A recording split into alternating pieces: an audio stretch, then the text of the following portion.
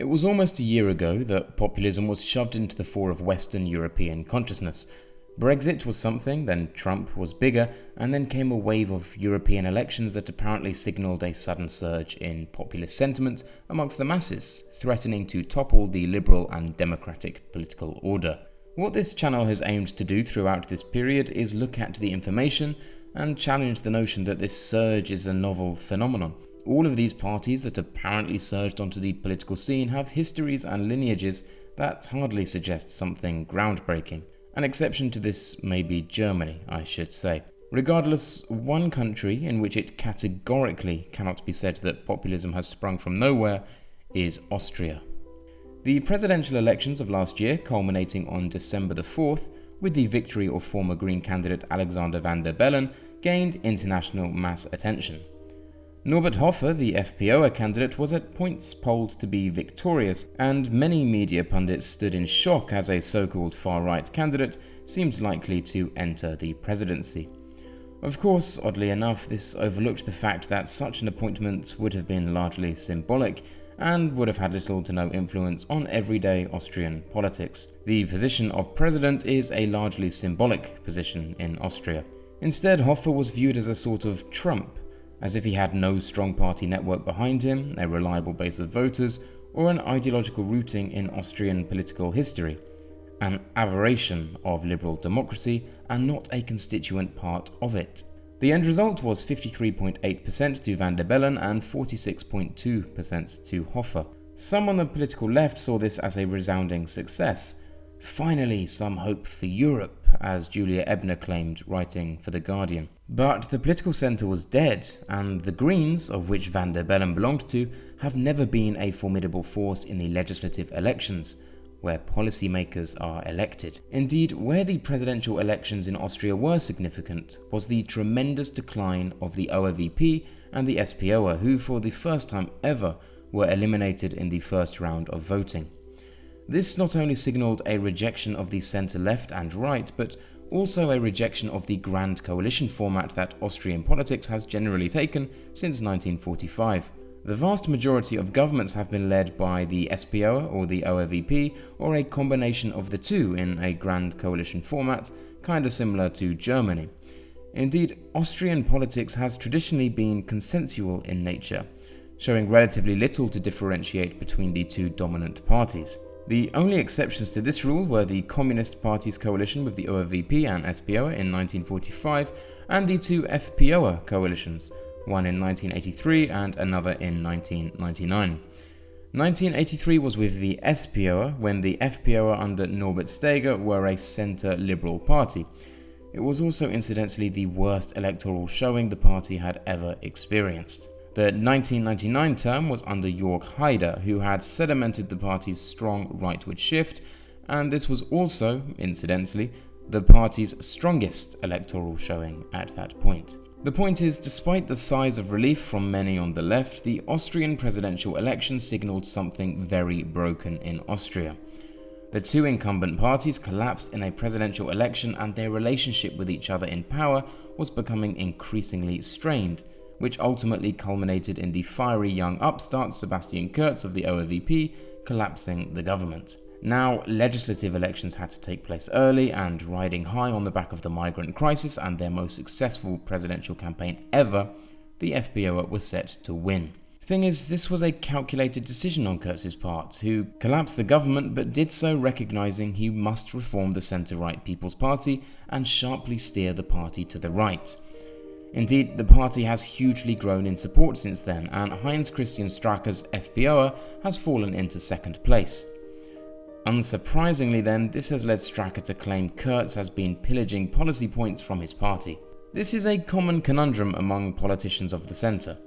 How to deal with rising populists? Should politicians adopt the populist talking points, pulling the rug from beneath the feet of their rivals, or instead stay steadfast in denying the legitimacy of the populists entirely?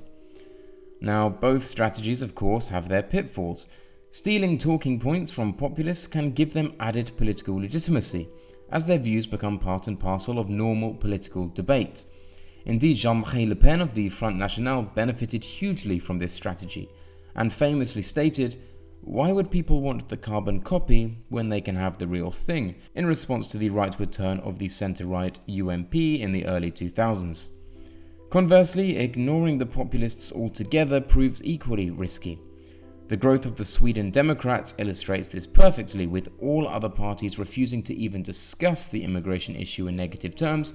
The Sweden Democrats have filled a gaping vacuum in Swedish politics and capitalized accordingly. Things are different in Austria though. The first strategy of co-opting issues has no negative repercussions for the ORVP. Why? Well, because the FPÖ is not an alienated force in Austrian politics. There is no danger of giving them added legitimacy because they already have the legitimacy they need and experience in government. Kurz thus had to enact a rightward drift, or there was no way to bring voters back to the so-called centre. Incumbent Chancellor Christian Kurz and his Socialist Party are now languishing in third place, beset by a bizarre scandal involving Israeli political advisor Tal Silberstein. Silberstein, hired by Kurz to manage the SPÖ's election campaign, was fired from his post in August over allegations of money laundering, but more crucially has also taken responsibility for Facebook pages claiming to be both in support for and against Sebastian Kurz. One entitled "The Truth About Sebastian Kurz" came from a far-right perspective, claiming Kurz was a puppet of George Soros and supported mass immigration from Muslim countries. The other, in support of Kurz, published anti-Semitic material in attempts to associate Kurz with the far right. The consensus-based politics of Austria is well and truly dead, as dirty campaigning comes to the fore. An incumbent in name only, Christian Kurz doesn't come across as one. We've seen throughout Europe campaigns and parties becoming increasingly personalized around charismatic figures. Pablo Iglesias of Podemos in Spain, Marine Le Pen of the Front National and Emmanuel Macron of En Marche in France, Beppe Grillo of Five Star Movement in Italy, Nigel Farage of UKIP and Jeremy Corbyn of the Labour Party in the UK. I could go on and on and on. This election in Austria doesn't break this mould. The FPÖ have increasingly used Norbert Hofer throughout this campaign, capitalizing on the support he received in the presidential campaign last year. Sebastian Kurz has gone so far as to rename the ORVP the List of Sebastian Kurz. A new Green Party has been formed following a party split named the Peter Pilz List. To wit, in Austria, campaigning is becoming increasingly personalized and increasingly personal as a result. But anyway, what can we expect on Sunday? Currently, Kurz and the ORVP are set to win the most votes. It seems likely for Kurz to become the youngest chancellor in Europe. The FPÖ will probably gain the second largest share of votes, with the SPÖ in third place. NEOS, a Liberal party, may just pass the electoral threshold of 5%. The Greens, despite having a president elected, may lose parliamentary representation altogether, a huge blow for the party following a party split earlier this year. The new party, the Peter Pilz List, may gain representation, signalling the ascension of a populist left-wing party entering the fray of Austrian politics. As for coalition possibilities, it should be stated that no party has abjectly refused to enter coalition with the FPÖ. Kurz and Stracke would make a good match with considerable ideological overlap, and for me, this is the most likely scenario. Christian Kurz has stated he wishes for the SPÖ to enter opposition, failing a first-place position, which they will almost certainly not achieve.